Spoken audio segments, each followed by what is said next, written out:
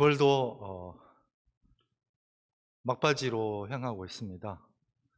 이러다가 또 한 해도 마무리를 짓게 되죠. 어느 누구는 마지막을 거꾸로 읽으면은 막지마라고 합니다. 끝은 막을 수 없나 봐요.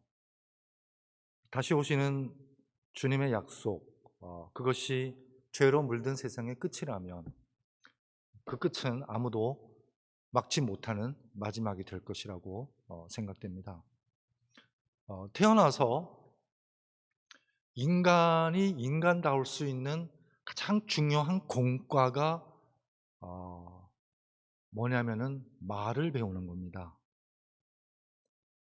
제가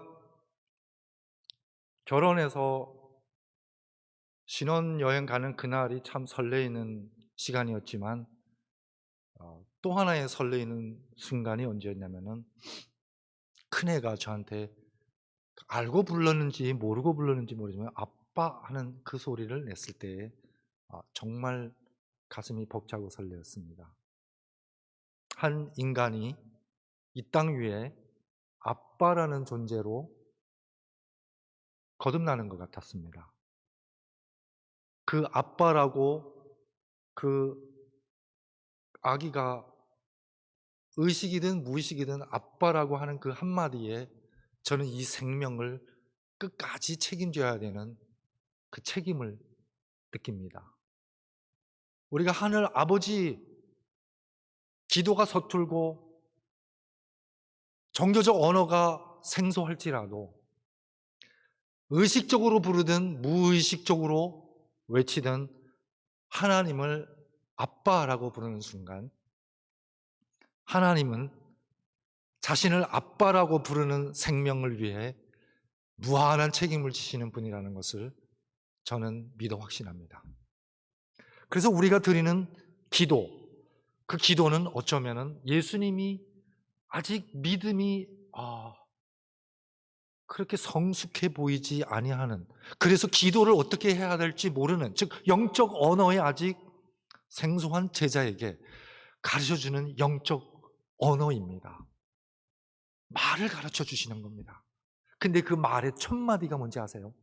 하늘에 계신 우리 아버지시오입니다. 그게 우리의 영적 언어의 첫 단어고 그게 영적 언어의 전부일지도 모릅니다. 여러분, 아이들은 누구의 언어를 닮을까요? 부모님이 경상도 사투리를 쓰시면 자녀들은 영락없이 그 어투를 배우게 됩니다. 부모님이 늘 짜증 섞인 말을 하면은 자녀들도 부지 중에 그런 표현을 담는다고 합니다. 그래서 어투라는 말을 검색해 보면은요, 그게 한문입니다. 저는 순수 우리말인 줄 알았어요. 어투가요. 근데 검색해 보니까 말씀 어자에 외투할 때 투자이더라고요. 즉 우리가 한 말에는 마치 제가 양복을 입고 가운을 입고 외투를 걸치듯이 우리의 언어에는 항상 뭐가 감투 같은 게 씌워져 있다는 겁니다. 뭐가 씌워져 있을까요?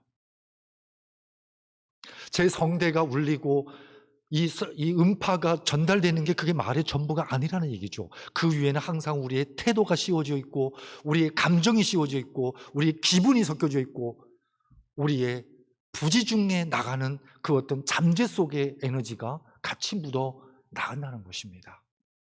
그러면 과연 우리는 우리의 말의 뜻만 의식하지 그 뜻 위에 씌워진 그 감투까지 다 의식하고 우리가 말을 할까요? 그래서 우리는 말하는 화자이면서 우리가 한 말을 다 이해 못하는, 그 말이 어떤 영향력과 어떤 힘을 가지고 나가는지 미처 가늠 못하는 존재로서 지금도 말하고 있을지 모른다는 것입니다. 오늘은 말과 마음 그리고 행동, 언행 그리고 마음이라는 화두를 던져봅니다. 이 화두는 우리가 태어났을부터 그냥 아빠, 엄마라는 이 단어를 배우면서, 말을 배우면서부터 죽는 그 순간까지, 저는 오늘 이 말씀 준비하면서 머릿속에 이런 그림이 그려졌습니다. 제가 언젠가는 숨을 거둘 때가 있지 않습니까? 만약 제가 복이 있는 사람이라면 뭐 집사람도 옆에 있고 자녀들도 옆에 있고, 그래서 뭐 집사람이 여보 마지막 할 말 있어? 마지막 할 말 있으면 빨리 해. 그럴 것 같아요. 드라마 영화를 많이 봐서 그런가요? 아마 그럴 겁니다. 여보, 애들 다 왔으니까 애들한테 하고 싶은 이야기, 마지막 이야기 하세요. 마지막 순간까지 우리는 말을 남깁니다.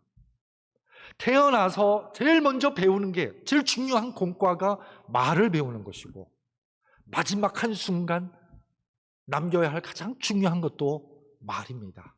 그런 의미에서 인간이 가장 하나님을 닮은 쪽이 있다면 인간은 언어의 능력이 있다는 것입니다. 하나님의 그 말씀으로 창조하는 그 가라사대를 우리가 닮았다는 것입니다. 그래서 그 하나님의 언어, 창조의 언어를 구사하는 사람들은, 그런 하늘 백성들은 하나님의 말씀이 생명을 창조하고 죽은 사람을 살리는 것처럼 우리의 언어에는, 하나님을 닮은 백성들의 언어에는 이러한 생명의 능력이 깃들어 있어야 한다는 것입니다. 말씀 보겠습니다. 누구든지 스스로 경건하다 생각하며 자기 혀를 자극 물리지 아니하고 자기 마음을 속이면 이 사람의 경건은 헛것이라. 야고보서 1장 26절입니다.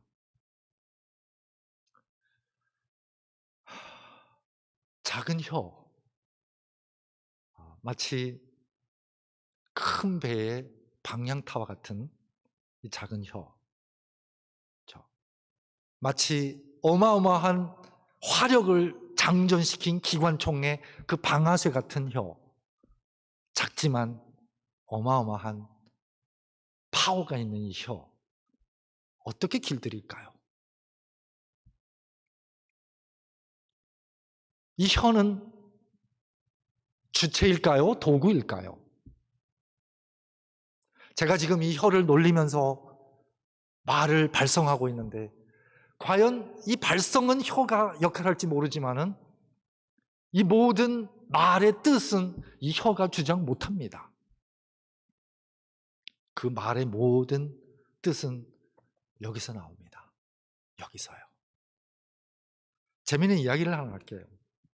어떤 시골 마을, 먼 옛날 시골 마을에 젊은 부부가 살았는데 5살 난 아기가 있었습니다.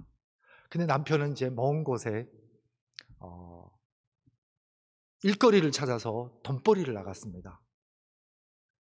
근데 갑자기 5살 난 아들이 급병에 걸린 것입니다. 그래서 의원을 찾아왔지만은 생명이 위태롭다고 합니다. 누가 돌아와야 되죠? 아빠가 돌아와야 되지 않습니까? 근데 그때는 뭐 이렇게 문자, 전화 이런 시대가 아니었기 때문에 천상 편지를 써서 기별을 해야 됩니다.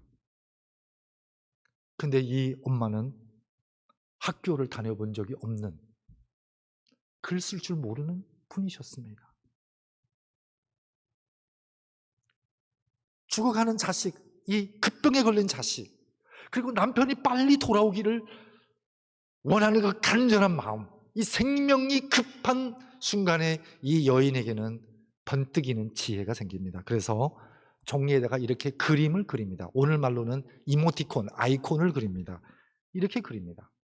거북이 1마리, 2마리, 3마리, 그 다음에 나무 하나 그립니다. 그 다음에 거북이 1마리 또 그립니다. 여러분 이거 해독해 보세요. 무슨 뜻인가요? 전도사님, 해독이 됩니까? 어렵죠? 여러분, 성경도 중요한 내용을 이렇게 코딩해서 성경 속에 담은 겁니다. 그걸 풀어야 돼요. 전쟁 때의 중요한 군사 기밀은 전부 비밀 코딩을 해가지고 우리만 풀 수 있는 방법을 가지고 뜻을 전달한다는 거죠. 우리말로 풀이하면 이거예요. 거북이 구자거든요. 999. 답이 나오네. 나무수, 그 다음에 거북이 구자예요. 그러니까 999 수구예요. 근데 이걸 중국어 발음으로 읽으면 어떻게 읽혀지냐면은 귀귀귀 속귀예요. 이제 뜻이 아시겠습니까? 뜻을 아시겠습니까? 귀귀귀 속귀. 돌아오세요, 돌아오세요, 돌아오세요. 빨리 돌아오세요. 남편이 쫙 펴보더니 이걸 해독해냈겠어요? 못 해냈겠어요? 아, 집에 급한 일이 있구나. 나보고 귀귀귀 속귀라고 얘기하는구나. 그래서 불이 나게 달려왔습니다. 그래서 두 부부가 마음 합해서 이 어려운 고비를 넘기고 아들도 무사했다고 합니다. 여러분, 그 남편은 어떻게 이렇게 코딩된 메시지를 해독해냈을까요?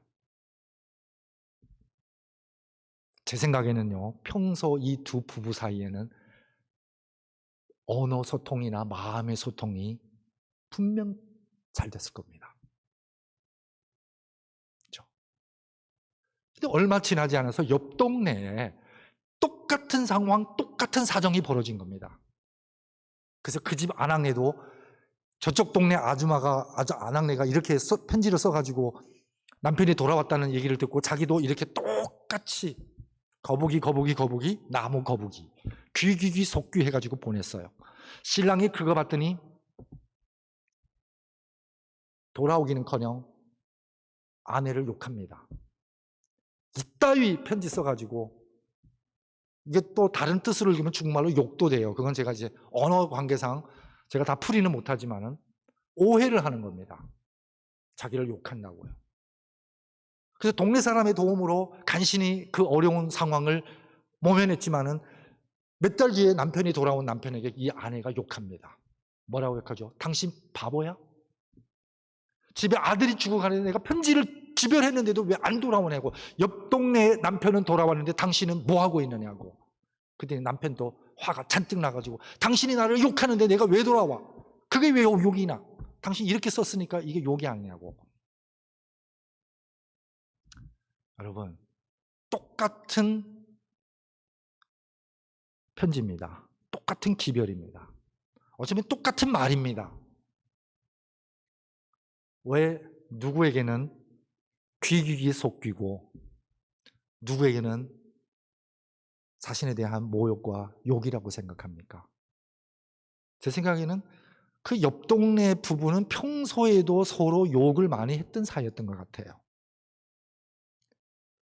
여러분, 평소에 마음과 마음이 서로 소통되지 아니하고 인격과 인격이 서로 존중이 없고 평소에 쓰는 언어가 거칠면은요, 여러분, 중요한 순간의 메시지를 우리가 평소의 마음으로 읽어내기 때문에 오해하기 십상입니다.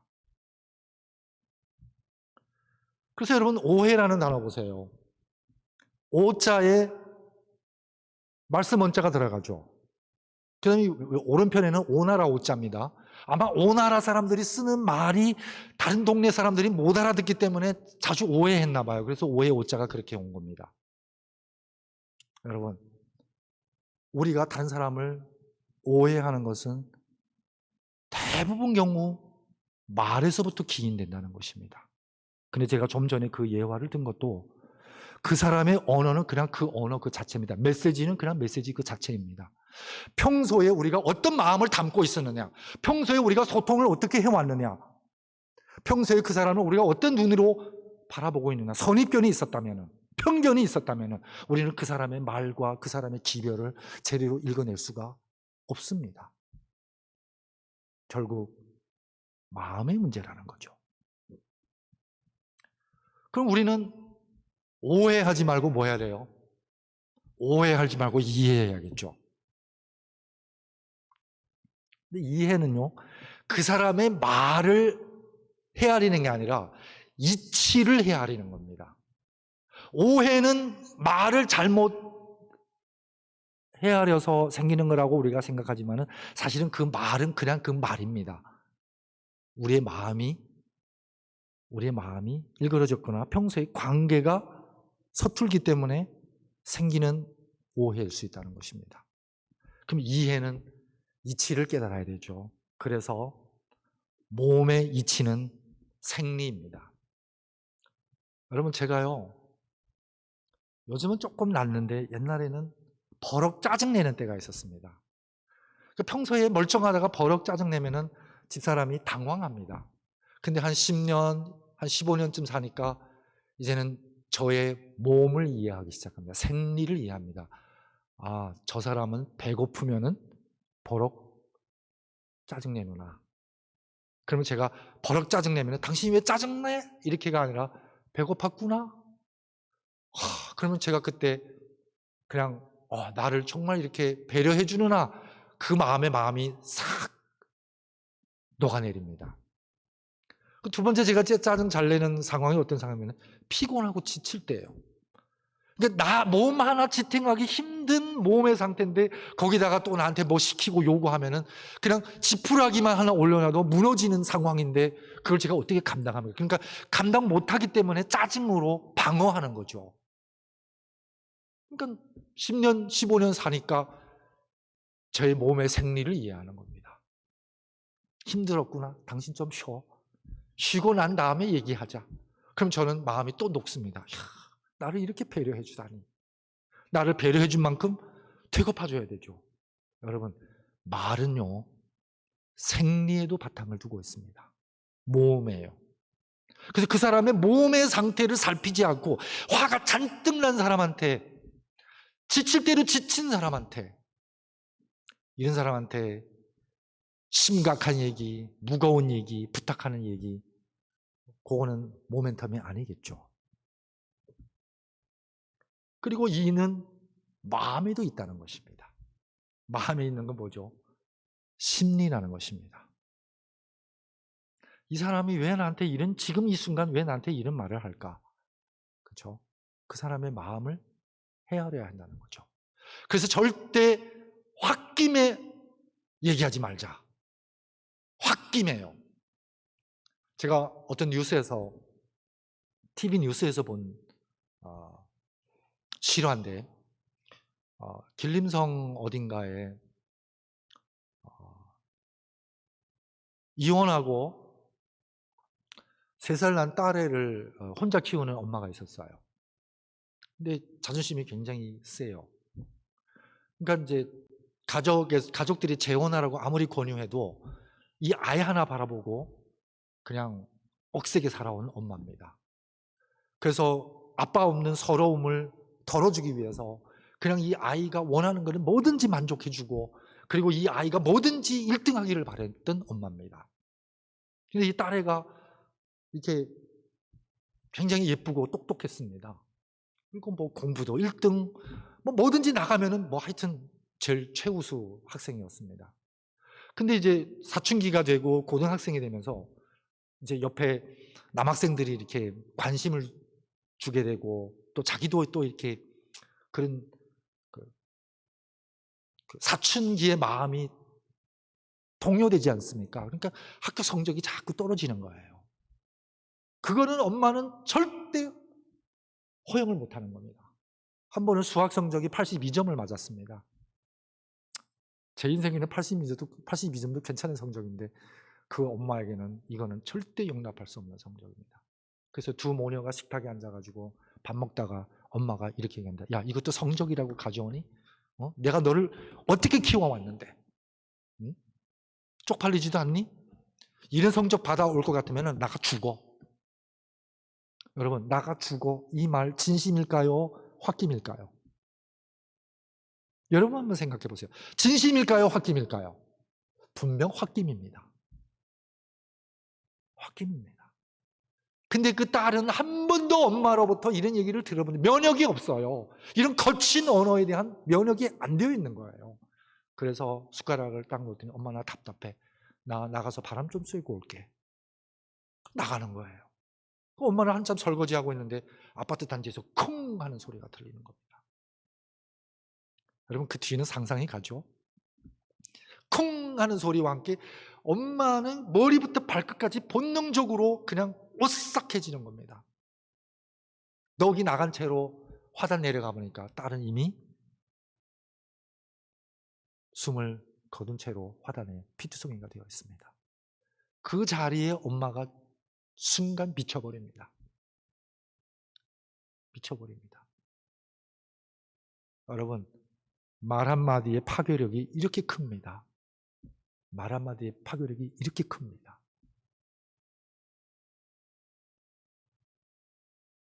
반대로 말 한마디는 또 얼마나 위대한 창조력이 있을까요? 어떤 아버지가 알코올 중독자였어요. 몇 번 이렇게 금주교육, 금단교육도 받고 또 음주운전으로 면허도 취소되고 여러 번 그랬지만 이 중독에서 빠져나오질 못하는 겁니다. 한 번은 음주운전으로 교통사고 나는 바람에 아내가 그 사고로 죽습니다. 세 아들을 남기고 간 이 가정. 아버지는 뭐 자녀 교육할 능력도 없고 할머니가 키웁니다. 그 어머니가 돌아가신 얼마 안 지나서 이 아빠도 간경화로 돌아갑니다.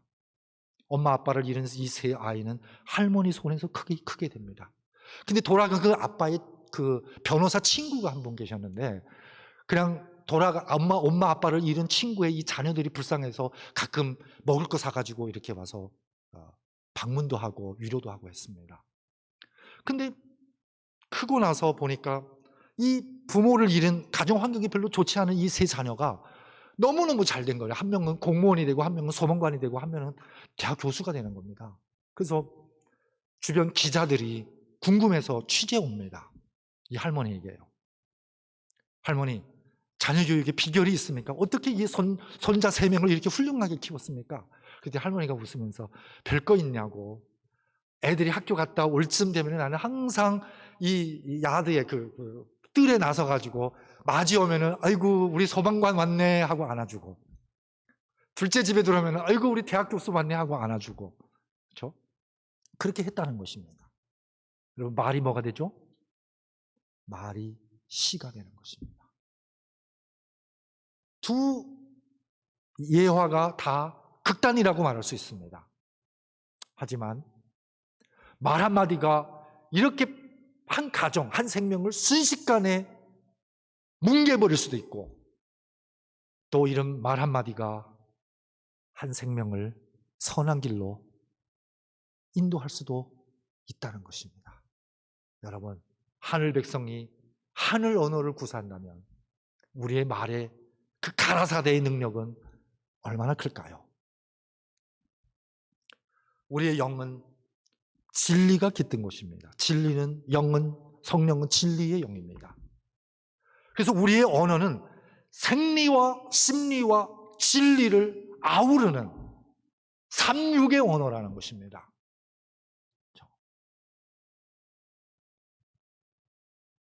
그 사람의 마음도 살필 줄 알고 그 사람의 몸도 배려할 줄 알고 그리고 그 사람의 영도 보듬을 수 있는 언어, 이런 언어가 하늘 언어라고 저는 생각합니다. 그래서 이런 것을 다 배려하는 언어가 모든 것을 풀 수 있는 언어의 열쇠가 된다는 것입니다. 모든 갈등을 풀 수 있고 모든 의문과 오해를 풀 수 있고, 그렇죠? 다 풀어냅니다. 예수님께서 제자들을 거느리고 가나의 혼인잔치에 갑니다. 여러분 아시다시피 그 즐거웠던 연회장에 순식간에 썰렁해집니다. 왜 썰렁해지죠? 준비했던 술이 모자라는 것입니다. 마리아가 예수님한테 와서 이 집이 지금 이러한 궁한 처지니 아들 좀 도와주게 부탁합니다. 이때 예수님의 대답 한번 보세요. 예수께서 이르시되 여자여 나와 무슨 상관이 있나이까? 내 때가 아직 이르지 아니하였나이다. 여러분 제가 마리아였다면은 이 대답이 조금 섭섭할 수도 있는 대답이라는 생각을 합니다. 그렇죠? 그래, 엄마 알았어. 이 정도야 뭐 내가 말 한마디면은 할 수 있는 일이야. 이렇게 나오면 얼마나 쿨합니까? 멋지죠? 근데 예수님의 대답은 좀 살짝 차가워요. 말이 좀 오해를 충분히 살 수 있는 요지가 모르겠어요. 제 마음으로 읽으니까 있더라고요. 근데 마리아는 전혀 개의치 않습니다. 예수님의 말에서 오해를 사지 않는다는 것입니다. 왜 그럴까요? 마리아만큼 예수님의 성품을 이해하는 사람도 없습니다. 그 사람의 말에 대한 신뢰, 그 사람의 말을 정확하게 읽어내는 것은 말에 있는 것이 아니라 그분의 인격과 그분의 평소의 삶, 행동, 그분의 철학, 이런 것들을 우리가 이해할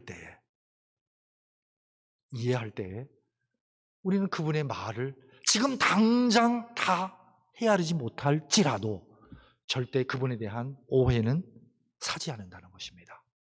그래서 제가 성경을 읽을 때요, 하나님은 나를 사랑하시는 분이라는 그분의 성품에 올인하고 성경을 읽으니까요, 성경에 그 어떤 얘기가 나와도 저는 그 성경 말씀에 대한 오해는 사지 않게 되었습니다. 이 말씀도 저를 사랑하는 말씀이라고 받아들이고, 당장은 내가 다 읽어내지 못하고 헤아리지 못할지라도 이것이 하나님의 사랑의 성품에서 흘러나오는 언어라면은, 그래서 평소에 소통이 중요한 것입니다. 즉, 말 없는 말, 가장 어려울 때 옆에 서주는 그 함께 있음, 그렇죠? 그리고 아무 말 없지만은 보내주는 지지하는 눈빛, 그리고 당신의 말에 인정하고 수긍한다는 이 고개 끄덕끄덕, 이런 것 하나하나가 무언의 말이라는 것입니다. 이런 무언의 말이 어쩌면 평소 우리의 서로의 신뢰와 중요한 순간에 말에 대한 오해를 사지 않을 수 있는 소통이라는 것입니다. 그래서 평소에 이런 소통이 없으면 말이 많아집니다. 해석이 계속 따라야 되는 것입니다.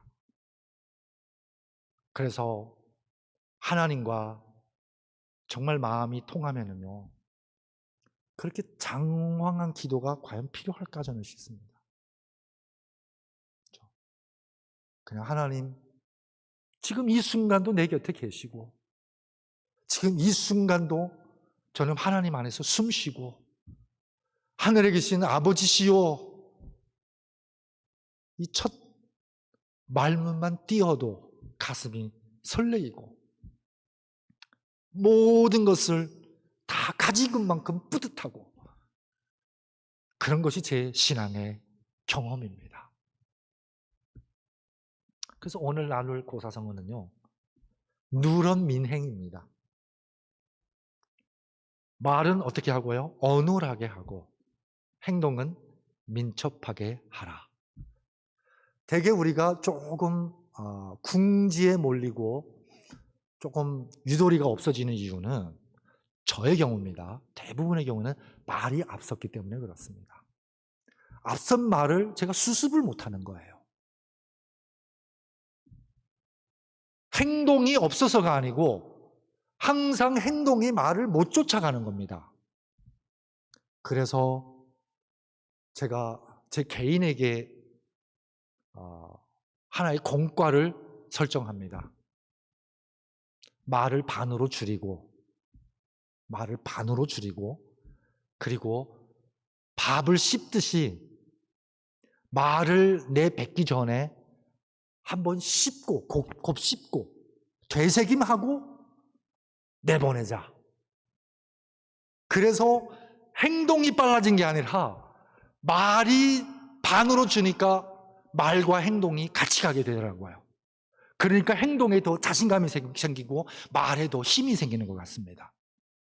그리고 한번 곱씹으니까 여러분 이 눌자 보세요.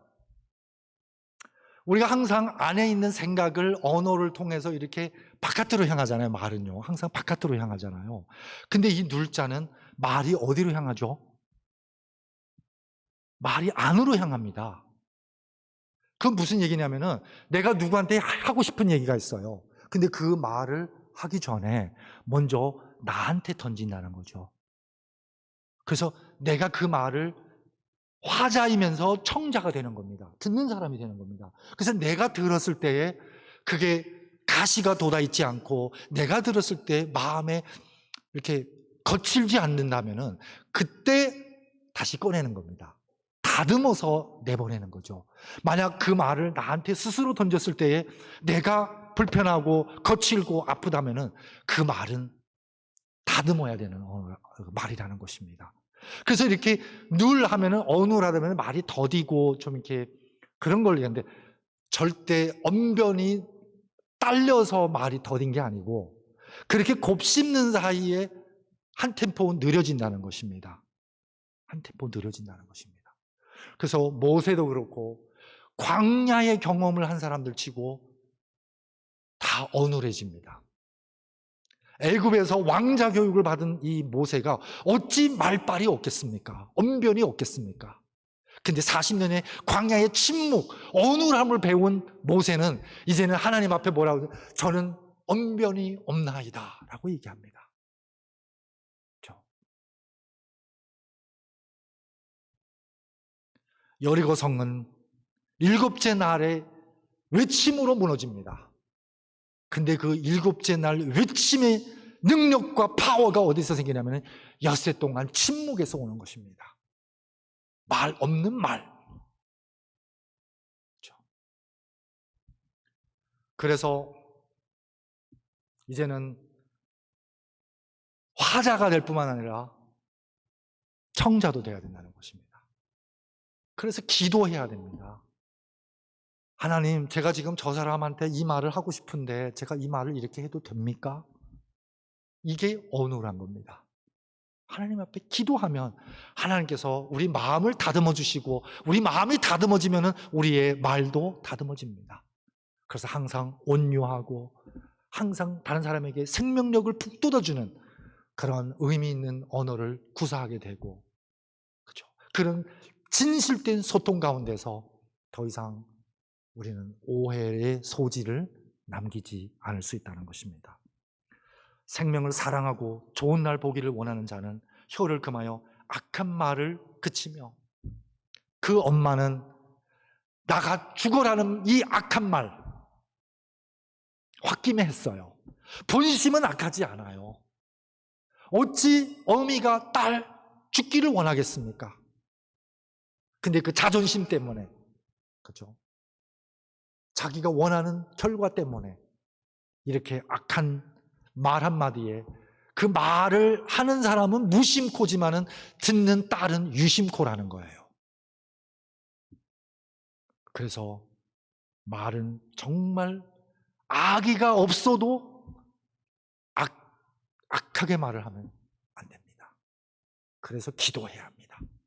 기도해야 우리의 언어가 다시 되새김할 수 있는 공간을 확보합니다. 시간을 확보합니다.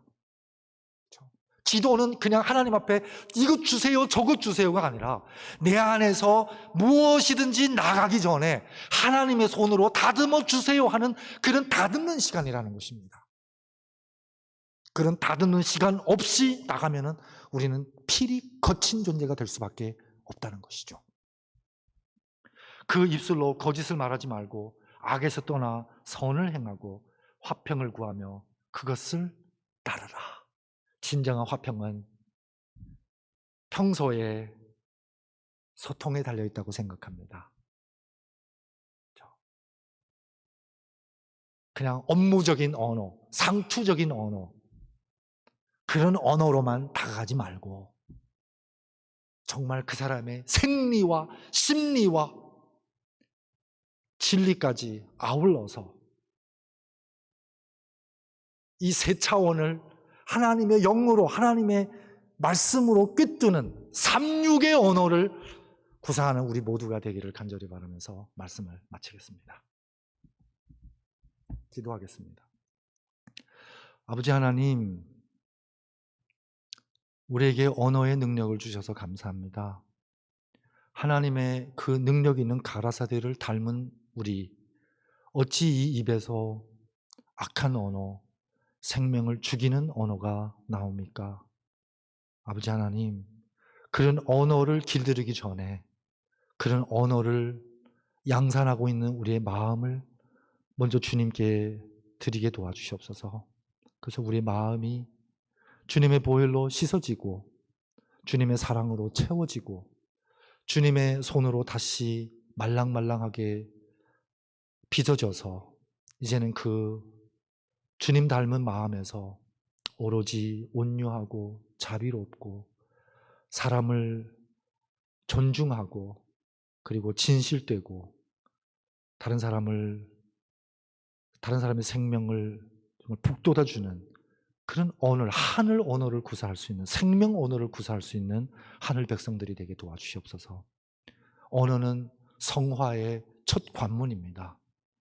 경건의 능력은 우리의 언어에도 달려 있습니다.